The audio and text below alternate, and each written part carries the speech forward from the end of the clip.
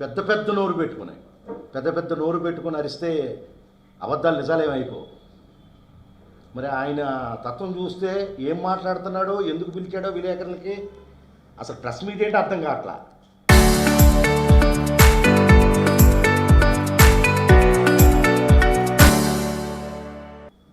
ఏమనంటే జగన్మోహన్ రెడ్డిని తిడతాడు, గొట్టల పార్టీ అంటాడు. మరి నీదే పార్టీ? వెన్నుపోటు గుణపం పార్టీయా మీ తెలుగుదేశం? తడిగుట్టలతో గొంతులు నిలిపే పార్టీయా? ఏ పార్టీ మీ పార్టీ? అసలు పుట్టింది ఎవరికి? ఎన్టీ రామారావు గారు స్థాపిస్తే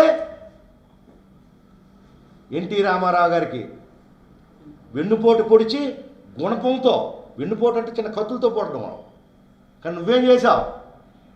నువ్వు మీ నాయకుడు గుణపంతో పొడిచారు. ఎన్టీ రామారావుని గుణపంతో పొడిచి నువ్వు తీసుకున్న పార్టీ మీది. మరి ఏ పార్టీ అనాలి? గుణపం పార్టీయా మీది? అలాగే ఈరోజు రాష్ట్రంలో చూస్తే మీ పార్టీ కంటే హత్యారాజకీయాలు చేసిన వారు ఎవరున్నారు? పింగళ దశరథరావు, మల్లెల బాబ్జీ, వంగవీటి మోహన్ రంగా, ఇవి పైకొచ్చిన పేర్లు. ఇంక ఈ కాక రాష్ట్రంలో ఎంతోమందిని చంపించిన ఘనత నీ పార్టీది, మీ నాయకుడిది.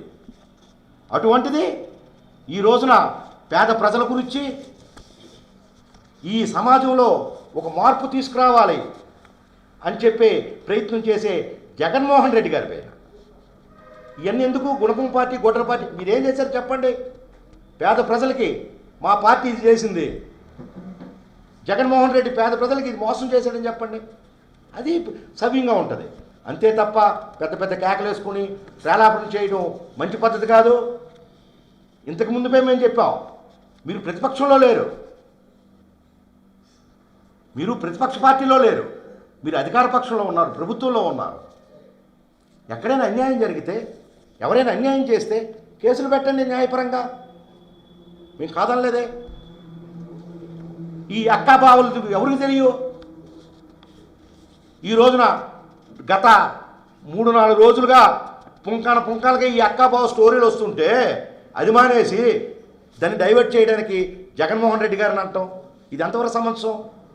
మరి ఇదే సందర్భంగా మేము తెలియజేసుకుంటున్నాం, అయ్యా కోనరావు కుమార్ గారు, మీరు ఏదైనా ఉంటే సబ్జెక్ట్ మాట్లాడండి, అంతే తప్ప ఒత్తునే జగన్మోహన్ రెడ్డి గారి మీద నోరు పారేసుకుంటే ఊరుకునేది లేదని చెప్తూ ఈ సందర్భంగా తెలియజేసుకుంటూ సెలవు తీసుకుంటున్నాను. జై హింద్.